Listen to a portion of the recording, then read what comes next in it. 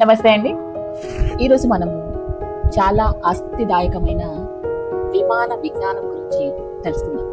మీకు తెలుసా, మన విమాన విజ్ఞానం హైజాక్ అయిందండి. దానిని తయారు చేసింది రైట్ బ్రదర్స్. ముంబై నగరంలోని చౌపతి బీచ్ లో 1500 అడుగుల ఎత్తు వరకు ఎగిరిన విమాన ప్రదర్శన 1895వ సంవత్సరం బాబోచి తల్పడే అనే అతను నిర్వహించారు. ఆ విమానం పేరు మరుత శక్తి. ఈ వైమానిక శాస్త్రం ఆధారంగా తయారు చేసినట్టు తెలుస్తుంది. ఈ ప్రయోగాన్ని చేయడానికి ఆర్థిక సహాయము అందించింది బరోడా మహారాష్ట్ర. హాయ్ అండి. ఈ ఎపిసోడ్ లో వైమానిక యంత్రాల గురించి తెలుసుకుందాం.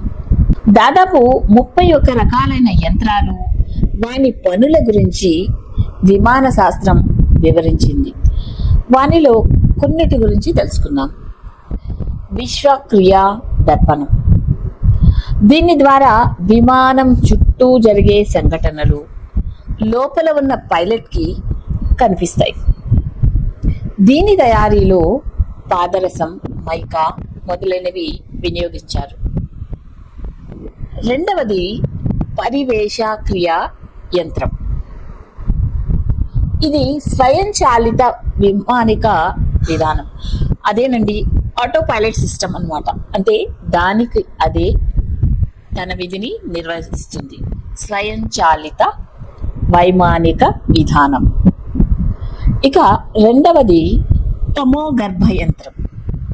యుద్ధ సమయాలలో విమానము కనపడకుండా దాచిపెట్టగలిగే యంత్రం. దీనిలో తమోగర్భ లోహాన్ని ఉపయోగిస్తారు.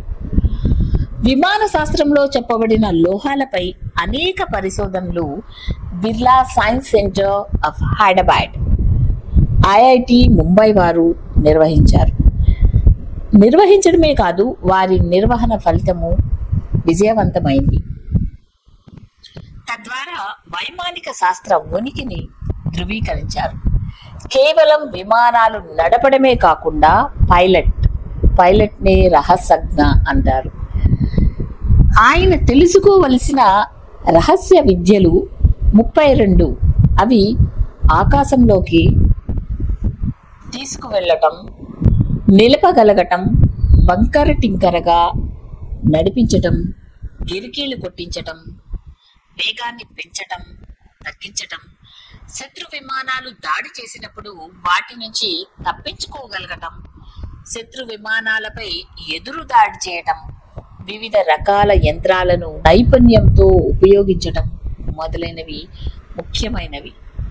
ఆకాశ మార్గంలో ఎదురయ్యే పరిస్థితులను 5 ఆవర్తనాలుగా సౌనక మహర్షి విభజించినట్టు భరద్వాజుడు తన విమాన శాస్త్రంలో తెలిపారు. విమానంలోని రకాలు విమాన శాస్త్ర ప్రకారము సత్యయుగము, త్రేతాయుగంలో మాంత్రిక అనే విమానాలు ఉండేవి. అది 25 రకాలు ఉండేవి. భౌతిక, మానసిక శక్తుల ద్వారా అవి పనిచేసేవి.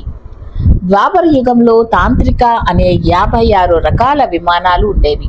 కలియుగంలో కృతిక అనే 25 రకాల యంత్రాలతో నడిపే విమానాలు ఉండేవి అని ఉంది. దీనిని బట్టి మన పురాణాలలో తెలుపబడిన విమానాల వర్ణన కపాల కల్పితం కాదు అని, కవుల కల్పన కానే కాదు అని తెలియవస్తుంది.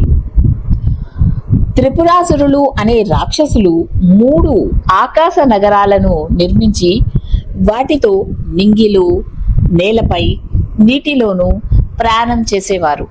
వారు లోకకంటకులైతే వారిని శివుడు వధించాడు.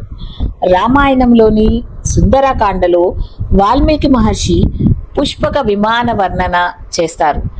అది రావణాసురుడు కుబేరుని వద్ద నుంచి పొందాడు. భాగవతంలో శ్రీకృష్ణునికి శిశుపాలుని స్నేహితుడు శల్యునికి జరిగే యుద్ధములో శల్యుడు సౌభ అనే విమాన నగరంలో ప్రయాణిస్తాడు. శత్రువులతో యుద్ధం చేస్తాడు. ఆ విమానం లోహంతో తయారు చేయబడి శత్రు దుర్భేద్యంగా ఉంటుంది. దానికి అనేక మాయా విద్యలు వచ్చు. వేగంగా అగ్ని బొంగరంలా తిరగగలదు. క్షణంలో మాయమై మరో చోట ప్రత్యక్షం కాగలదు. ఇంకా దీనిలో అనేక విమానాలు కూడా దాని నుంచి దూసుకొని రాగలవు. అది వట్టి విమానం మాత్రమే కాదు, అదొక ఎగిరే నగరం అని వ్యాస మహర్షి వివరించారు. ఇది నేటి ఎగిరే పల్లాలకు రుజువుగా కనిపిస్తూ ఉంది. ఆనాటి వారి విమాన శాస్త్రం ఈనాటికి మనకు అంతుపట్టని సాంకేతిక నైపుణ్యంతో ఉన్నతితో ఉండేదని అవగతమవుతూ ఉంది. భాగవతములో కపిలుని తల్లిదండ్రులు కపర్త మహాముని దేవహుతుల విమాన విహారము బహురమ్యంగా వర్ణించబడింది. కౌటిల్యుని అర్థశాస్త్రంలో కూడా విమాన చోదకులకు, అదేనండి పైలట్స్, వారికి ప్రత్యేకంగా గుర్తింపు